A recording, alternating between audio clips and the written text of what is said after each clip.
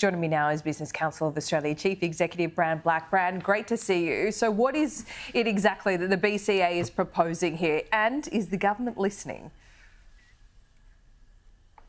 Well, Laura, thanks so much for having me on the show. What we're proposing is a whole series of recommendations in our report that add to supply, but we know that delivering on those recommendations is difficult.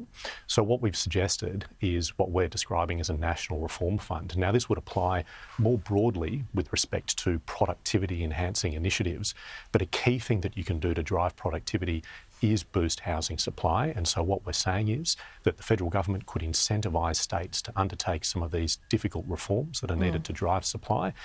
This is a similar approach to that which we've seen in the late 90s and early 2000s with competition payments. That was $5 billion paid then, and that's delivered about $60 billion each and every year in uplift to our GDP. We want to see something similar here. There's already incentive from the federal government for the states for every home that they build. Are you saying that's not enough or it's not working? How would this work in concert?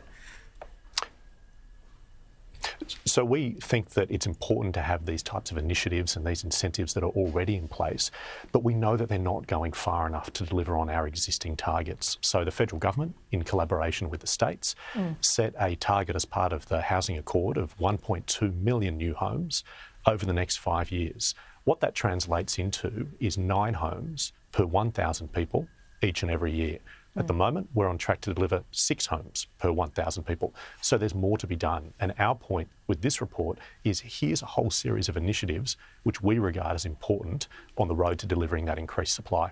It must be really frustrating for you, Bran, when you look at the politics of all of this as well. Whilst what the government has got in the Senate at the moment isn't perfect, but you have, a lot of politics at play when you've got the Teals and some of the Liberals in places around Sydney that are opposing higher density around transport hubs. You also have the Liberals at a federal level blocking build-to-rent schemes. What do you say to them? Well, we think it's important to support initiatives that are going to deliver more supply. Now, I do note that some of the initiatives that you mentioned are demand-side initiatives. Our report is fairly and squarely focused on supply. But one thing that I just note in this regard is that if you look at some of the initiatives that we've referenced in our report, a lot of these are initiatives that are already being rolled out across different jurisdictions throughout Australia. So Queensland's concierge system, New South Wales' approach to transparent data on council approvals, the consolidated approach to zoning that South Australia has, and WA's approach to setting thresholds for state significant development. And those are just examples. If we were to harmonise just those things across the Commonwealth, things that are already being done, we'd see significant change in terms of the delivery of supply. And what about the supply chain issues? If you've tried to build a home or renovate a home over the last couple of years or months, the costs seem to go up significantly, almost on a quarterly basis. What is the BCA's proposal around that? Well, there are so many different factors that are coming into play in that regard. We know that when our members who are home builders talk about the different issues at play, they're talking about, as you say, supply with respect to labour, supply with respect to building materials, the cost of debt and so forth. What we're saying is that with respect to labour, we think that it's important, first and foremost, to try and produce the skill sets that Australia needs in this respect here at home. So that's looking at apprenticeship schemes, it's looking at mutual recognition of qualifications that people have in one jurisdiction, recognising that qualification in another jurisdiction, and it also means looking at migration. We know that as much as we want to produce all of the skill sets required here in Australia, we're not going to, and at the moment, 1 in every 3 sectors is reporting a skills gap. So we think that we've got to make sure that we're prioritising bringing in those skills that we need in order to continue to drive our economy. Yeah, and that still doesn't seem to be happening, does it? The prioritisation of skills that we actually need. Why is it so hard?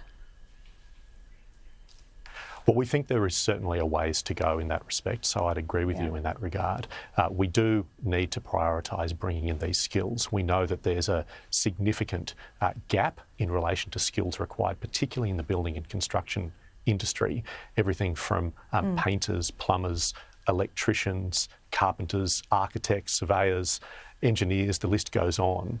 We do need to make sure that we've got a means by which we can focus on, as I say, really pinpointing the skills that we can try and develop here in Australia, but also fast-tracking, wherever we can, opportunities for skilled migration in those key areas. Yeah, look, the states are doing some of the heavy lifting. I remember when I was in South Australia with you, Peter Malinauskas was really frustrated with the rezoning issue and freeing up land for housing. You have New South Wales certainly trying to lead the way on planning reforms. Today, Jacinta Allen making announcements around stamp duty. What do you think of all of those moves, but particularly out of Victoria today?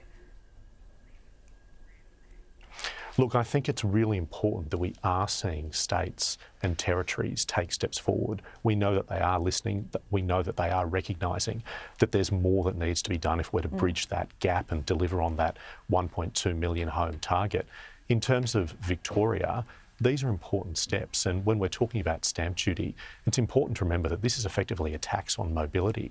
And just to give you an example, if you've got a family, the kids might have moved out, you've got two parents, they might have a large family home, but they're actively disincentivised from downsizing because of that large upfront cost that they have to bear if they buy another property. And so that means that the larger house that they're occupying right now isn't available for a family that genuinely has that need in terms of space. This is the kind of tax that we really do need to dispense with, but it's hard, and it's hard because it is expensive. It really contributes towards state revenue. So there needs to be an approach taken in terms of supporting states to undertake this type of important reform, and that's where our National Reform Fund comes in. Yeah, good time just ahead of an election as well. They tend to listen a little bit more closely before a federal election. Bran, thanks so much for your time. We'll see you soon. Thanks, Laura.